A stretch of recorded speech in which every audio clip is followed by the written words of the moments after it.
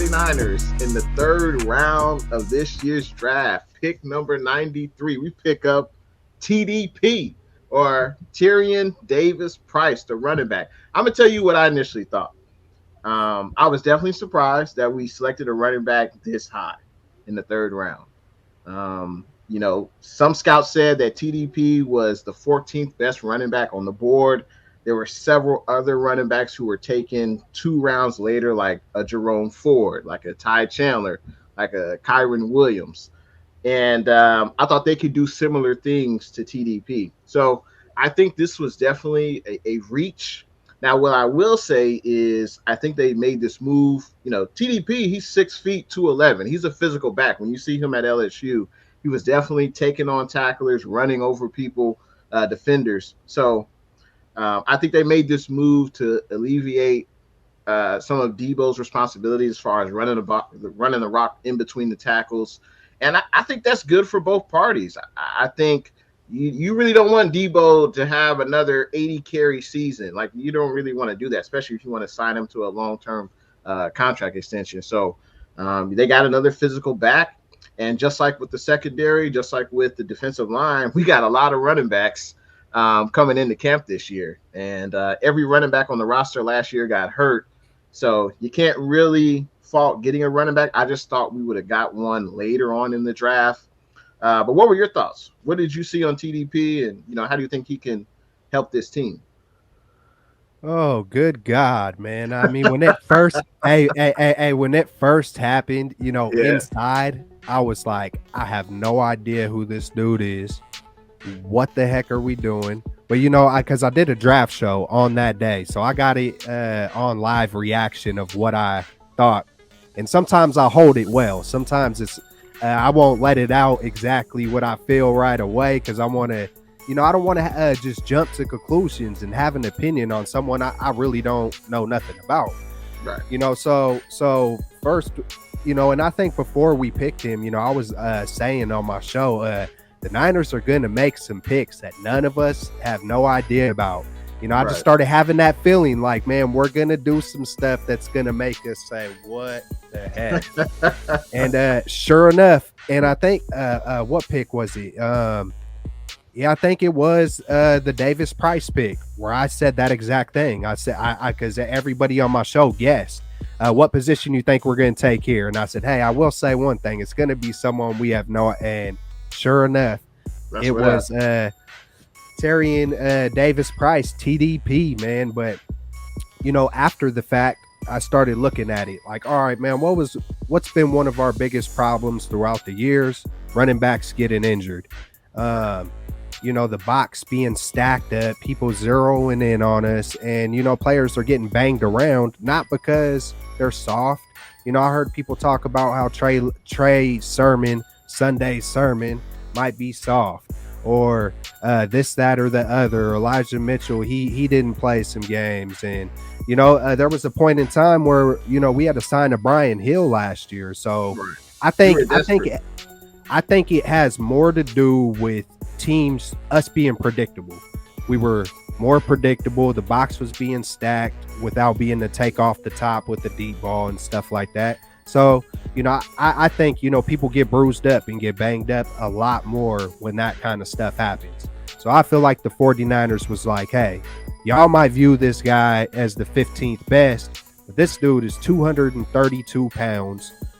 Because if you watch his tape, I'm not just looking at him breaking away, making long runs. I'm watching how he's taking the hits, even on a 4-yard run. How did he just take all those hits in the SEC?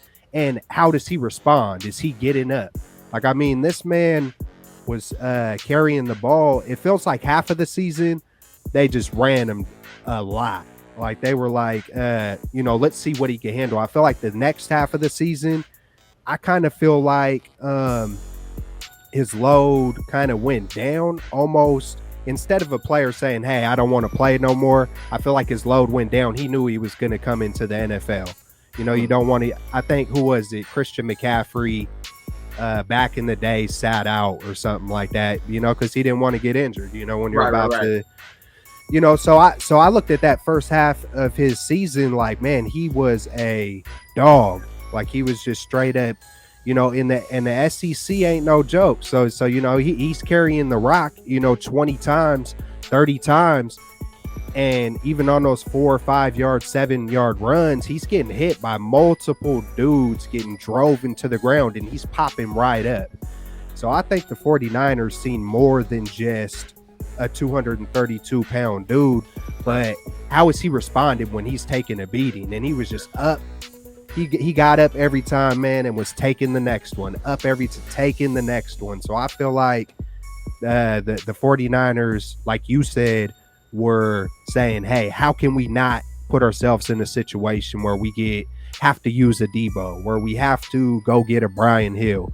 I feel like when I broke it all down, it went from a head scratcher to an amazing pick. And then imagine with Trey Lance, and then not just Trey Lance, but Danny Gray, which we'll get into, the field getting spread out. Then you got this big bruiser of a back, versus a nickel, versus a dime, I think. And then, we didn't have that. When is the last time we've had a big, strong, durable back? It's basically like we went and got what we didn't have.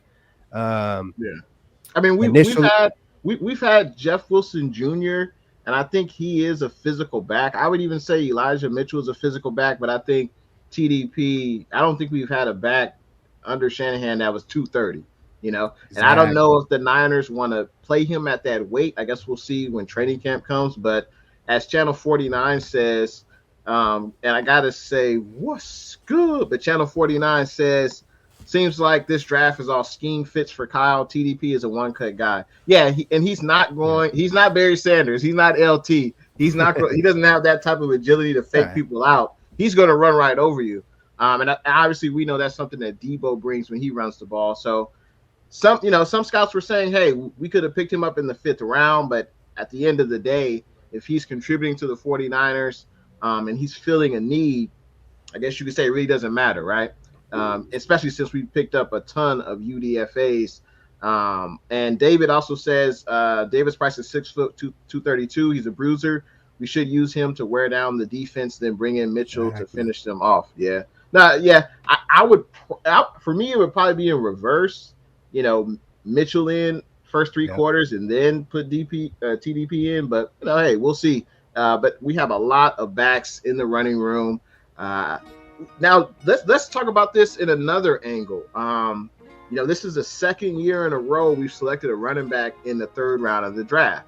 Now, as Niner fans, I think we've been a little spoiled with drafting Elijah Mitchell. He was clearly the best running back on the team last year. We drafted him in the 6th round. So I think that's why some fans are like, well, why are you taking another guy in the 3rd round? We took Trey Sermon, and that didn't really pan out. He didn't have a memorable rookie season.